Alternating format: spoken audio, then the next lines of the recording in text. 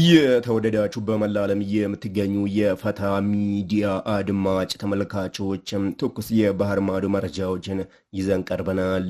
ሁላችሁም ላይክና ሰብስክራይብ በማድረግ ማድመጥ ጀምሩ። ዋና ዋናዎቹ በቅድሚያ ሩሲያ እያሸነፈች ነው።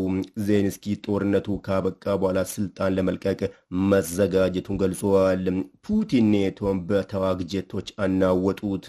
ትራምፕ የሩሲያ ጀቶች ተመትተው መውደቅ አለባቸው ብለዋል። በድጋሚ የሩሲያ ቦምብ አውሮፕላኖች ወደ ኔቶ የአየር ክልል ዘልቀው ገብተዋል።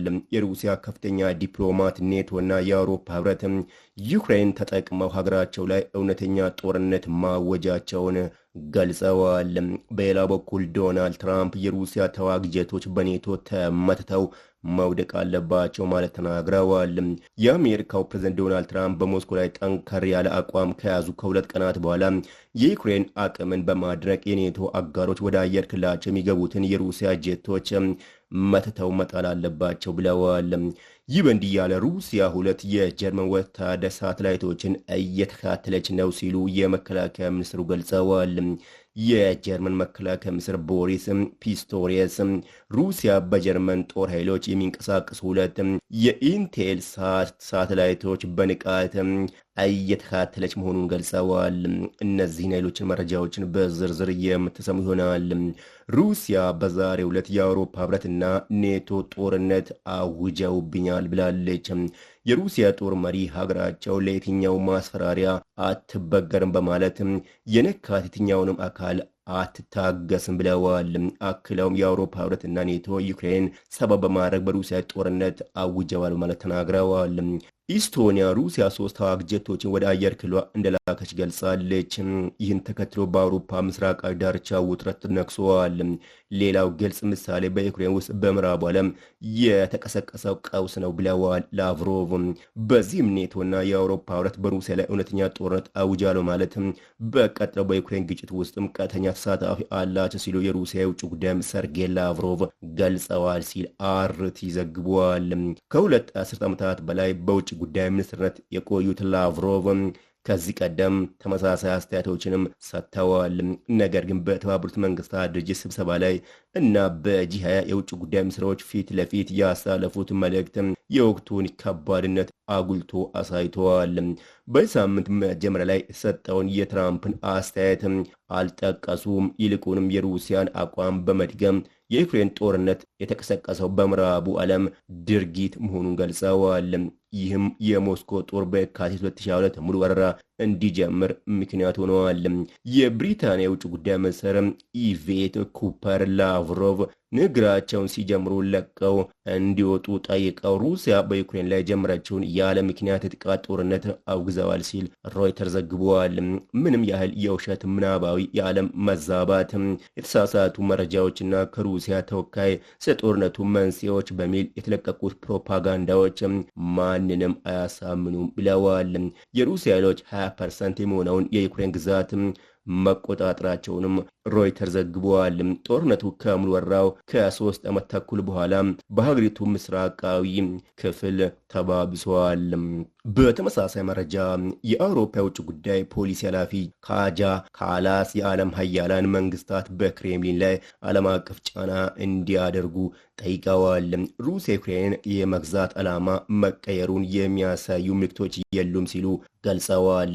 ዩክሬንና የአውሮፓ ሀገራት ትራምፕ ማክሰኞ በዩክሬን ጦርነት ላይ ያደረጉትን ንግግር በአደባባይም በደስታ ተቀብለዋል። በዚህ ወቅትም በሩሲያ ጦር አዝጋሚ ግስጋሴ ላይ ተሳልቀዋል። ዩክሬን በጦርነቱ ሩሲያ ላይ ከባድ የመልሶ ማጥቃት ሰንዝራ የተወረረባትን መሬቷን እንደምታስመልስም ተናግረዋል።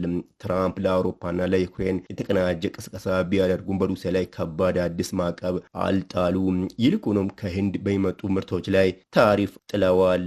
በቻይና ላይም ተመሳሳይ እርምጃ ሊወሰድ እንደሚችል አስጠንቅቀዋል። ሐሙስ ዕለት በኦቫል ኦፊስ ለጋዜጠኞች ሲናገሩ የትራምፕ አቋም በሩሲያ ላይ ብዙም እንዳልተለወጠ ያሳያል።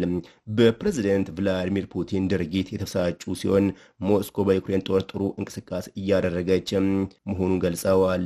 ላቭሮቭ ረቡዕ ከዩኤስ የውጭ ጉዳይ ሚኒስትር ማርኮ ሩቢዮ ጋር ተወያይተዋል።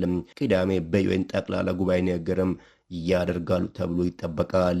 ይህ በእንዲህ ያለ ዜሌንስኪ ጦርነቱ ካበቃ በኋላ ቢሮውን ለመልቀቅ መዘጋጀቱን ገልጿል።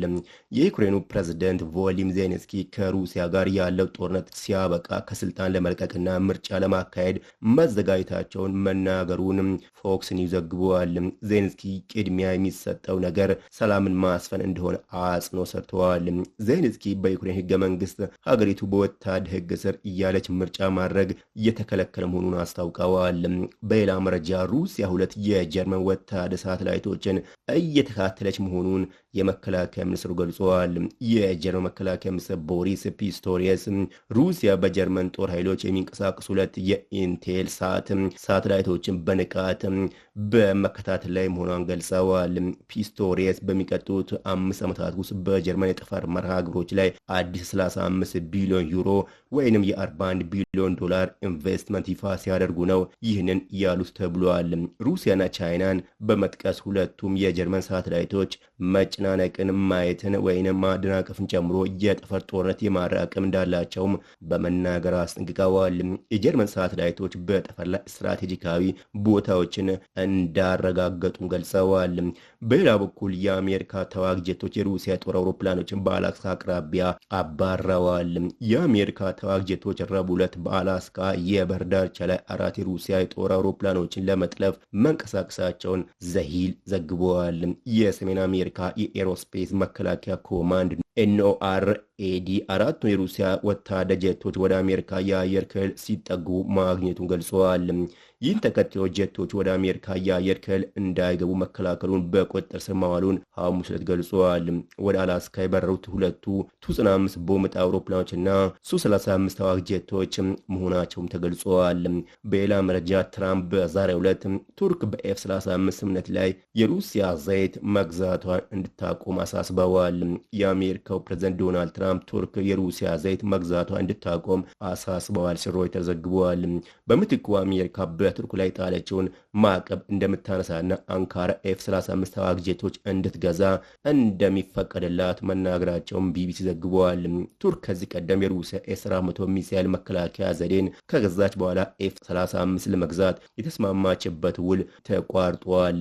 እንዲሁም አሜሪካ ማዕቀብ እንድትጥልም ምክንያት ሆነዋል። ይህ ዲፕሎማሲያዊ ውጥን ሩሲያ በዩክሬን በጦርነት ወቅት የምታገኘው የኢነርጂ ገቢ ለማዳከምና የኔቶ ቁልፍ አጋር የሆነችውን ሀገር ከሞስኮ ጋር ያላትን ኢኮኖሚያዊ ግንኙነት ለማቋረጥ ያለመ ነው ተብሏል። በተመሳሳይ ላቭሮቭ ኔቶና የአውሮፓ ህብረት በሩሲያ ላይ እውነተኛ ጦርነት ማወጃቸውን ገልጸዋል። የሩሲያ ውጭ ጉዳይ ሰርጌይ ላቭሮቭ ኔቶና የአውሮፓ ህብረት ሩሲያ ላይ እውነተኛ ጦርነት አውጀዋል በማለት ተናግረዋል።